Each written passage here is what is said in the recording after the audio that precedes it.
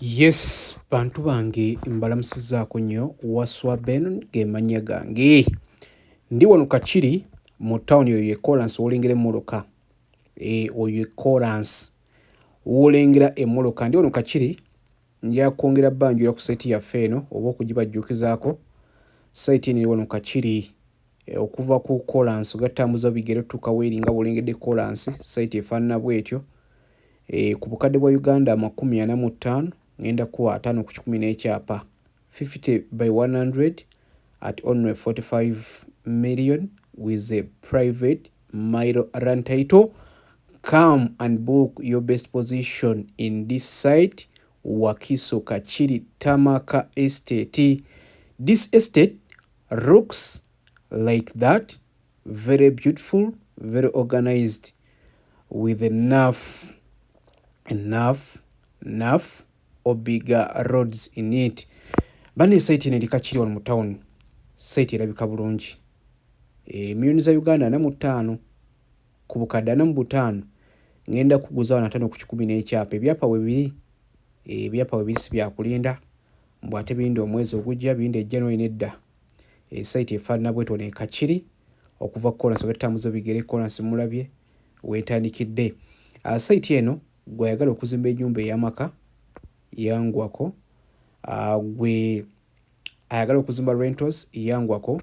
Ayagala kuzimba apartment oyagala kuzimba olina projects zino z'ogala okukola yangwako olabike nga weefunya pooti wano e Kakiri mu site yaffe eyitibwa Kakiri Tamaka Estate. Site erabika bulungi. Site eri ku level bulungi nnyo. Environment eri kulu nnyo. Oyo n'azimba secondary school waggulu.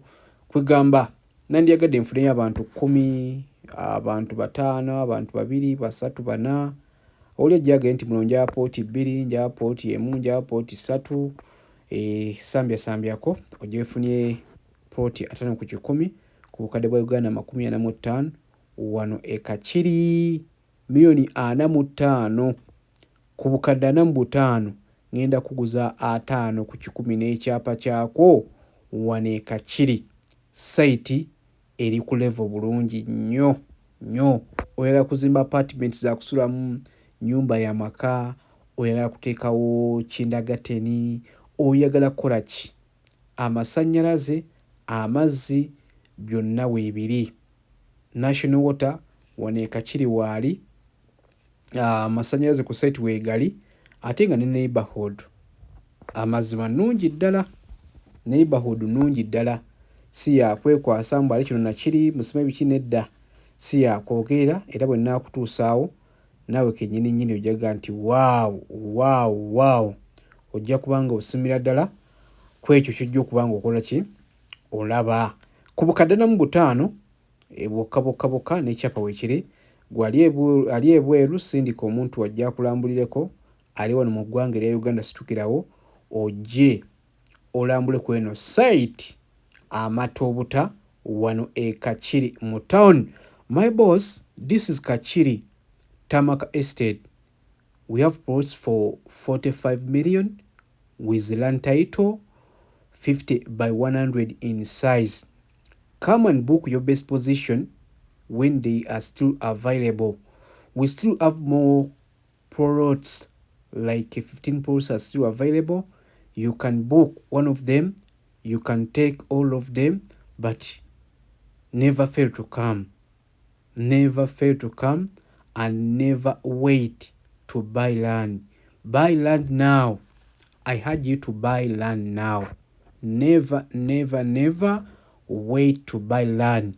Paying in installment is acceptable. If you want to pay in partial payments, it is acceptable or it is possible. For example, we sell each plot at 45 million Ugandan shillings. For you can first come with a deposit of 20 million. 20 million, 25, the remaining balance, you are to pay it in partial payments until you finish your balance, and we give you your land title and you take it. Bannaye nekibanja mpola tumuwulira. Ku bukadde 45 osoganirawo bukadde 25. ku bukadde 25 ne tukuwayo emyezi 2 oba gumu kitundu n'oyitiramu balance era bw'omalayo akasenteko nga ffe ekyapa kyo tukikuwa. Ffe ekyapa kyo tuba tukikuwa. Eno sayiti eri wano Kakiri ku kolansi wennyini mwala gye natandikidde. Sayiti erabika bulungi nga bumulengera. Ku bukadde 45 osoosooswa kibanja mpaloga nti ku bukadde 45 ninawo 25 ne tukuwayo akabanga ninawo 2 naye nga tolwawo. Never wait to buy land. Buy land now. Saagala sayiti eno otukoogalawo pooti ng'ate ogula ku muntu eyagula $45,000 nga gganjawala obukadde 120. Kyangu nnyo omuntu wano n'agula pooti $45,000 ne wayitawo akabanga kati n'ogenda ng'ate gwe weeyagala pooti naga nti njagala 120 ate nga muno nali nziranga ku $45,000. Kasaagala osigalire $45,000 n'ekyapa sayiti erabika bwetyo ne Kakiri mu ttawuni wennyini.